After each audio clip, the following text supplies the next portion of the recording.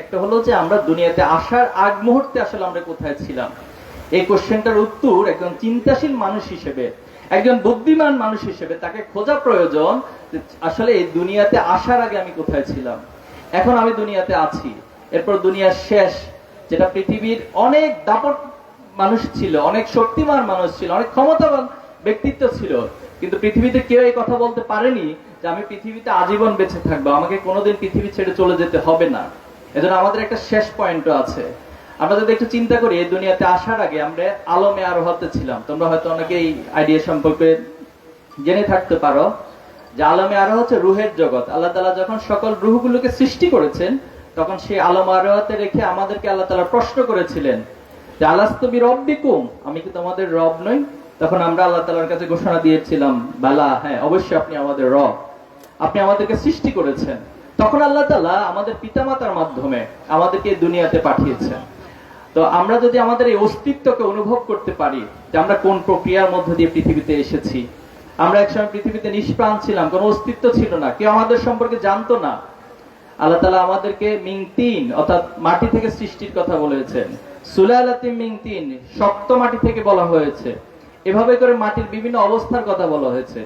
আল্লাহ তাআলা এটা বলছে, আল্লাযী খলাকাকা ফাসাওয়াকা ফাআদালাক ফি আইয়ি সূরাতিন মা শাআ রাক্কাবাক। আল্লাহ যেভাবে আকৃতিতে চেয়েছেন, আমাদেরকে যেভাবে অবয়বে চেয়েছেন, কাউকে হয়তো কালো, কাউকে একটু সাদা, কাউকে ব্রাউন, এই যে পৃথিবীর বিভিন্ন নানা বর্ণের মধ্য দিয়ে, কেউ একটু বেশি লম্বা, কেউ একটু খাটো, এই সবকিছু আল্লাহ তাআলা কর্তৃক নির্ধারিত। আল্লাহ তাআলা যার জন্য যেভাবে চেয়েছেন তাকে ঠিক সেভাবে করেই আল্লাহ এই আকৃতি প্রদান করেছেন এবং পৃথিবীতে পাঠিয়েছেন, সৃষ্টি করেছেন। এখন আমরা পৃথিবীতে আসার পর আমরা যদি আমাদের স্টেজগুলো একটু ভাবি, বয়সের দিক থেকে চিন্তা করি, আমরা একটা সময় শিশু ছিলাম, এরপরে কিশোর, তরুণ, আবার আমাদেরকে বৃদ্ধ হতে হবে। কে এমন নেই যে ভাই আমি আজীবন কোনোদিন বৃদ্ধ হব না, আমি 100 বছর বেঁচে থাকবো কিন্তু কোনোদিন বৃদ্ধ হব না। সেটা হয়তো মনের জোর দিয়ে হতে পারে, সেটা কাজী নজরুলের যৌবনের গান দিয়ে হয়তো হওয়া যাবে, কিন্তু বাস্তবিকতা হচ্ছে আমাকে একটা পর্যায়ে বৃদ্ধের কাতারে যেতে হয়। আমরা যদি আমাদের একাডেমিক লাইফ নিয়ে চিন্তা করি, আমরা ক্লাস 1 অথবা প্লে নার্সারি থেকে শুরু করেছি, এরপরে ধাপে ধাপে আমরা এসএসসি শেষ করেছি, ইন্টারমিডিয়েট করছি, এরপরে বিশ্ববিদ্যালয়, মেডিকেলে আমরা যাব, এরপরে একটা পর্যায়ে আমরা অনেক হায়ার স্টাডি করব, আমরা পিএইচডি অর্জন করব, আরো নানান ডিগ্রি আমরা নিব।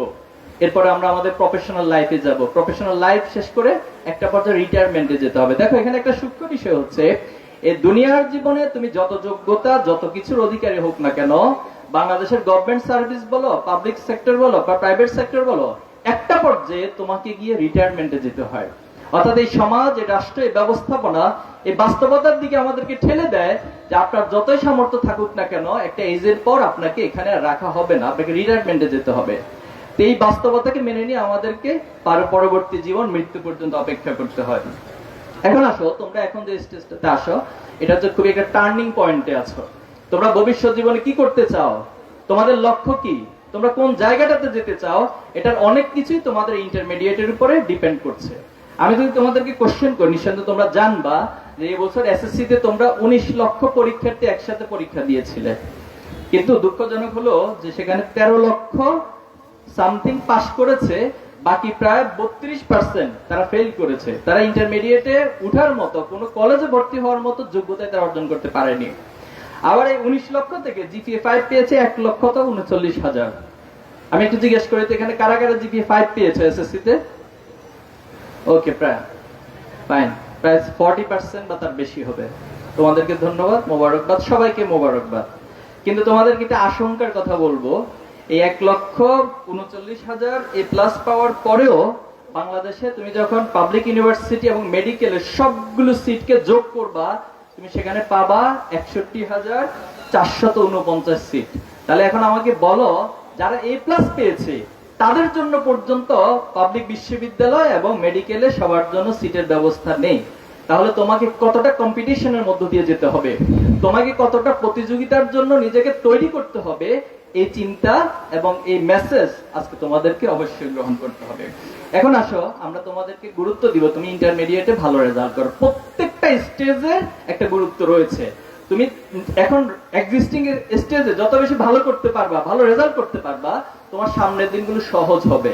আবার এখন যদি তুমি কোনো কারণে খারাপ করো তাহলে দুইটা চান্স, তুমি ভবিষ্যতে ভালো করতে পারবে না এটা বলবো না, কিন্তু তোমার ভবিষ্যতে ভালো করার রাস্তাটা কঠিন হবে এবং তোমাকে আরো বেশি পরিশ্রম করতে হবে।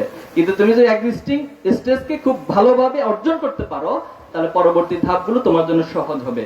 এক্ষেত্রে খুব সিম্পলি তোমাদেরকে ইন্টারমিডিয়েটে অবশ্যই ভালো রেজাল্ট করতে হবে। আর এই ভালো রেজাল্ট করার জন্য অবশ্যই নিয়মিত ক্লাস করতে হবে না, ঠিক না? ক্লাস মাঝে মাঝে আসলেও হবে, মাঝে মাঝে মিস করলেও হবে, তাহলে খুব ভালো রেজাল্ট করা যায়। এটাই তো অতীত থেকে আমরা শিখে এসেছি, কি বলো তোমরা? না, তাহলে প্রথম শর্ত হচ্ছে তোমাদেরকে অবশ্যই নিয়মিত ক্লাস করতে হবে। সেকেন্ড হচ্ছে ক্লাসে এসে শুধু ওই যে ফার্স্ট বেঞ্চার অথবা ব্যাক বেঞ্চার, এই বেঞ্চারের হিসাব নিকাশ না করে তোমাকে মনোযোগের সাথে ক্লাস করার এবং ক্লাসে শিক্ষক যা পড়ায় সেটাকে নোট করার জন্য সর্বাত্মক চেষ্টা করবা। এরপর তোমার নিয়মিত যে স্টাডি রয়েছে, তুমি বাসায় গিয়ে হোমওয়ার্ক অথবা যেখানে তুমি লাইব্রেরিতে পড়তে পারো, যেখানে পড়তে পারো, কন্টিনিউয়াসলি তোমাকে নিয়মিত অধ্যয়ন করতে হবে, পড়াশোনা করতে হবে। এরপরে বাংলাদেশে যেটা আমি দুর্ভাগ্য বলবো যে মুখস্থ নির্ভর একটা পড়ার দিকে আমাদেরকে ধাবিত করা, অথবা আমাদের টোটাল এডুকেশন সিস্টেমটা অনেকটা হচ্ছে মুখস্থ নির্ভর অথবা প্রসেস ওরিয়েন্টেড। এখানে যারা খুব ভালো মুখস্থ করতে পারে তাদের যদি ক্রিয়েটিভিটি একটু কমও থাকে তারাও খুব ভালো রেজাল্ট করে ফেলে, তারাও খুব গোল্ডেন এ প্লাস পেয়ে যায়। তো এই জায়গায় তোমরা এই প্রসেস বা এই বাস্তবতাকে মেনে নিয়ে কিছু বিষয় তোমাদেরকে মুখস্থ করতে, অথবা তোমার কিছু সাবজেক্ট থাকবে যেটা হয়তো অন্য কম্পারেটিভলি 10টা সাবজেক্টে একটা বা দুইটা সাবজেক্ট থাকে যেটা একটু কঠিন মনে হয়, অথবা যেটা তুমি ক্যাচ করাটা তোমার জন্য আয়ত্তে করাটা একটু কঠিন হয়, তাহলে সেক্ষেত্রে তোমাদের প্রতি পরামর্শ হবে, যেটা আমারও হয়তো, আমি তখন বড় ভাইদের কাছে, দায়িত্বশীলদের কাছে পরামর্শ চাইলাম ভাই কি করতে পারি, তখন তারা পরামর্শ দিয়েছিলেন যে তুমি যখন ভোর রাত হবে অর্থাৎ ফজরের নামাজের আগের যে মুহূর্তটা থাকে সে সময় উঠার চেষ্টা করবা, রাতে আগে ঘুমিয়ে যাবা এবং ওই সময় উঠে তুমি একটু নামাজ পড়বা 2 রাকাত, আল্লাহর কাছে দোয়া করবা। এরপর ওই সময় তুমি তোমার ওই কঠিন সাবজেক্ট বা যে বিষয়টা তোমার মুখস্থ কম হয় ওইটা পড়ার চেষ্টা করবা, দেখবা তোমার ভালো একটা বেনিফিট পাবা। আলহামদুলিল্লাহ আমি এটা ট্রাই করেছিলাম এবং খুব ভালো রেজাল্ট পেয়েছি। তোমাদের জন্য একই পরামর্শ, তোমার যে সাবজেক্টটা কঠিন মনে হবে অথবা মুখস্থ হতে চাইবে না সেই সাবজেক্টটা তুমি ভোর রাতে এই সময়টাকে কাজে লাগানোর চেষ্টা করবা। এরপর হচ্ছে রিভাইজ দিবা, যে কোনো বিষয় যত বেশি রিভাইজ করতে পারবা তোমার পরীক্ষার হলে বা পরীক্ষাতে ভালো রেজাল্ট করাটা ইজি হয়ে যায়। আর সর্বশেষ ভালো রেজাল্টের জন্য যেটা পরামর্শ দিব, আল্লাহ তাআলার কাছে বা তোমাদের সৃষ্টিকর্তার কাছে দোয়া করবা, পিতা মাতার কাছে দোয়া চাইবা, যারা গার্ডিয়ান রয়েছে, শিক্ষক রয়েছে তাদের কাছে দোয়া চাইবা যে আমাদের জন্য দোয়া করবে, আমরা যেন ভালো রেজাল্ট করতে পারি। এক্ষেত্রে আমার ব্যক্তিগত একটা অভিজ্ঞতার কথা বলি।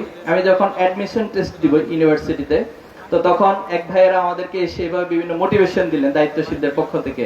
মোটিভেশন দিয়ে তিনি লাস্টে বলতেছেন যে তুমি পড়বা, সর্বোচ্চ চেষ্টা করবা, পাশাপাশি রাতে আল্লাহ তাআলার কাছে দোয়া করবা। তো দোয়ার মধ্যে একটা বিষয় উনি শিখিয়ে দিলেন যে এভাবে দোয়া করবা, আল্লাহ আমি যদি বিশ্ববিদ্যালয়ে চান্স পাই আপনার কি কোনো ক্ষতি আছে? তো যদি ক্ষতি না থাকে তাহলে আপনাকে অবশ্যই আমাকে চান্স পাওয়াইতেই হবে। দেখো এটা তোমাদের কাছে হাসির মতো মনে হইতে পারে, কিন্তু এখানে একটা আবেগ জড়িত আছে, একটা ইমোশন জড়িত আছে।